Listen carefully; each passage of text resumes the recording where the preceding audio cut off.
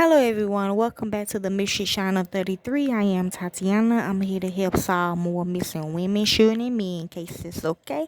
And this is just a disclaimer. Yeah, I'm stuck doing these, and so this is just a disclaimer. All these cases has been solved, okay? The family and I just want to post it, okay? So let's begin. This is titled The Charlie Project, Cheryl and Scherer, okay? Now, y'all know I always play this movie called All Girl Out. Okay? Remember, I told some of y'all that that's not the real Stacy.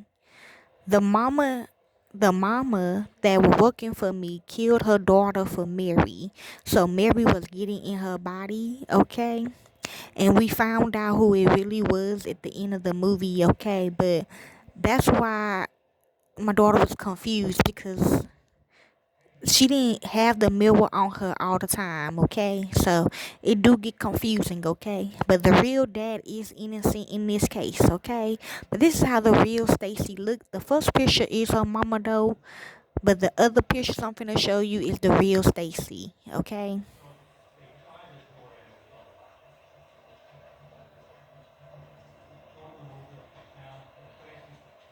Okay, now this could be how she would have looked it, okay? Or this could be the abductor. The abductor don't have to be bad. It could be a family member, or it could be the real killer,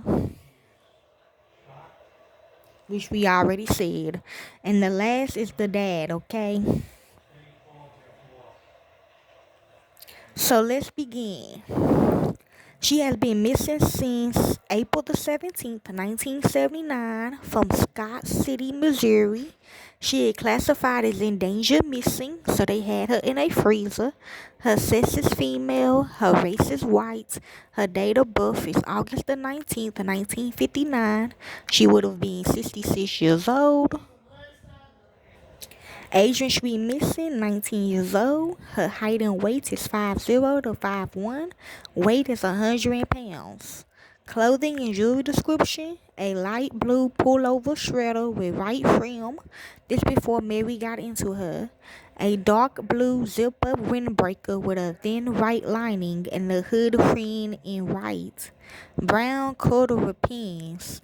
Tiny earrings, a silver ring with a tiny diamond, and a yellow gold necklace with a 1-inch cross pendant. Who? So be careful with this, cause a lot of white people, Caucasian, was bullying my daughter. Okay, now it's the dark skinned ones. Okay, but I'm just saying they will find a t-shirt, I guess, okay? But when she pushed her, even though Mary was inside of her, even though she pushed her, like the mama, like, I don't know, some stuff popped off, okay? But blue could be significant, okay? White could be significant. Brown could be significant, if you know what I mean, okay? A yellow gold necklace, okay? So, yes, this basically what they were training, not like, it's just, I guess this what they their destiny was to do, okay? Distinction characteristics: white female, red hair, blue eyes, could be the killer as well. Skilla has a mole 1/2 inch from her navel and a dime-sized dark brown birthmark between her shoulder blades.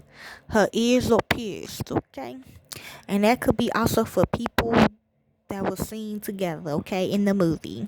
So, details of disappearance. Skillful was last seen working her shift at Rose Pump Your Own Station, self-service gasoline station in Scott City, Missouri on April the 17th, 1979.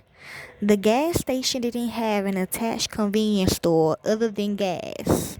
It sold only cigarettes.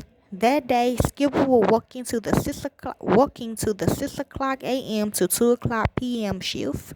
She disappeared from the station sometime between 11:40 and 11:50 a.m. Okay, so they being funny in those passages. Okay, so somewhere going to a gas station. Okay, 2 hours before her shift ended, she called her mother. Something she often did from work when she was bored.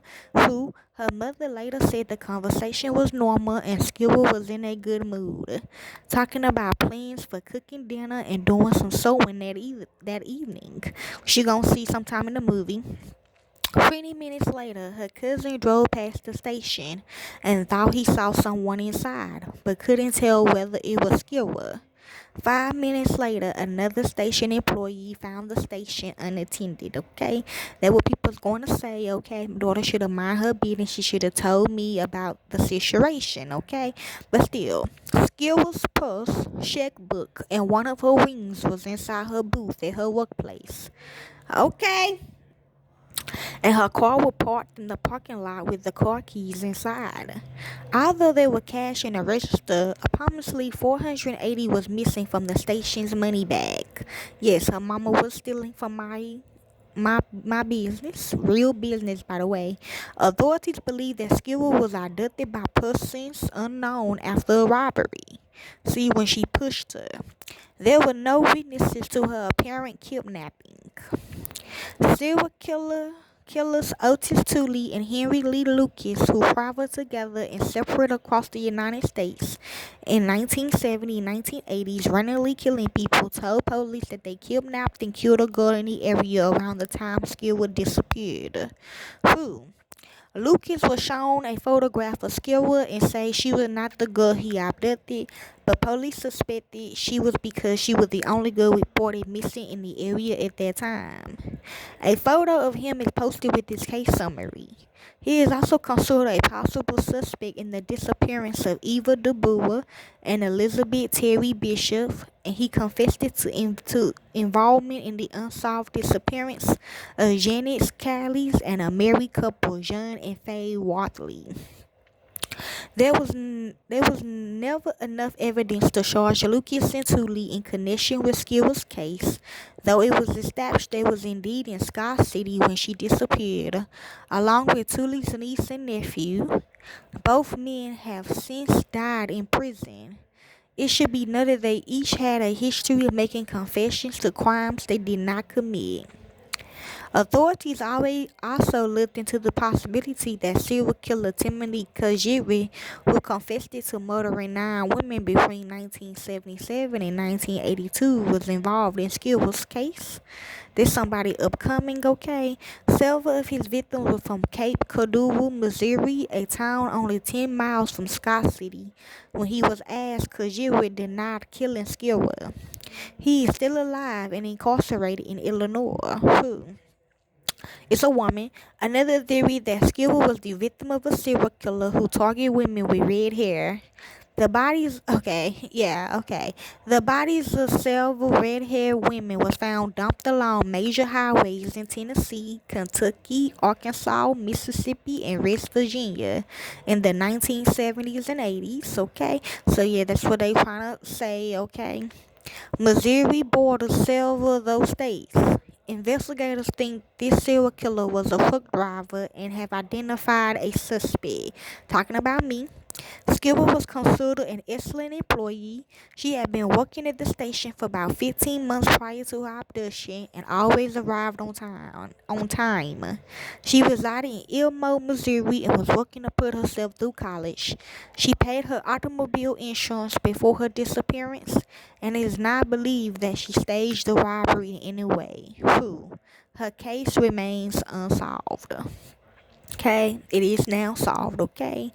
The investigating agency is Scott County Sheriff's Department, 573-545-3525.